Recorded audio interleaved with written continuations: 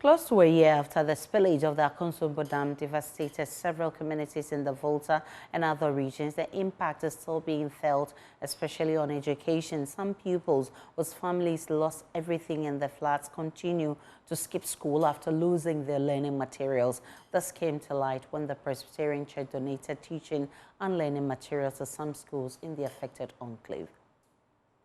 Education remains perhaps one of the most affected sectors following the spillage of the Akosombo Dam close to a year ago. Schools are still trying to get back on their feet fully, and pupils are struggling to integrate. Some teachers in Mepe in the Volta region share the problems they face together with their students. They lost their uniforms, their exercise books, their school bags, and a whole lot. And the community members, their homes were taken from them, and we, the teachers too. We lost most of our things, and it hasn't been easy, and coming back is like starting all over because the learners have to get new exercise books, and it became difficult to teach because when you come to the class, they will tell you, "Madam, our exercise books are gone, our pens, our bags," so it was difficult, just a few.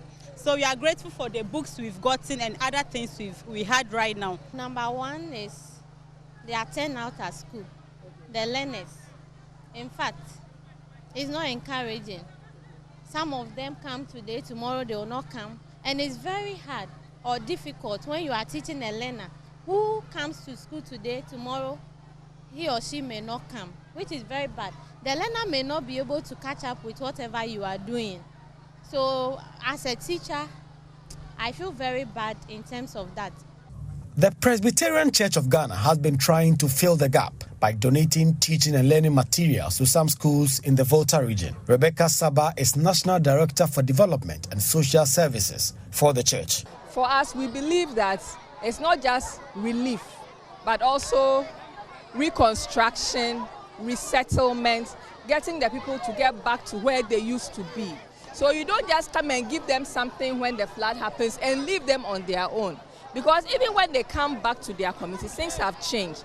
What we realized was that some of the school children, when the flood came, the flood took away their school uniforms.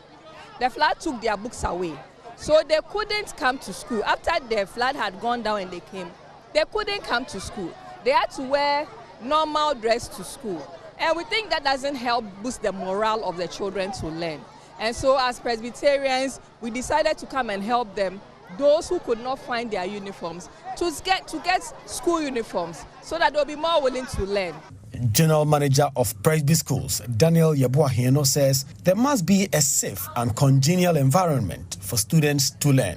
If children has a challenge with their dresses, and aside because of those challenges, coming to school is a border, then why don't you make sure that we'll prepare all of them in such a way that at least they will enjoy quality education in our schools, because that is what Presbyterian Church of Ghana stands for.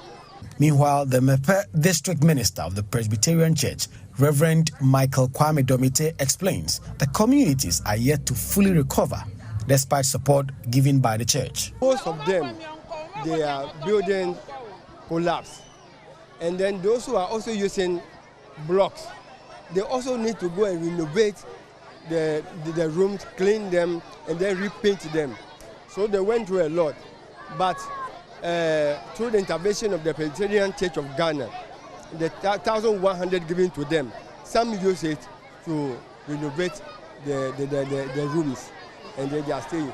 What is obvious from Mepe and other communities affected by the spillage is that more help is needed to bring back these people to the lives they used to live prior to the devastating floods.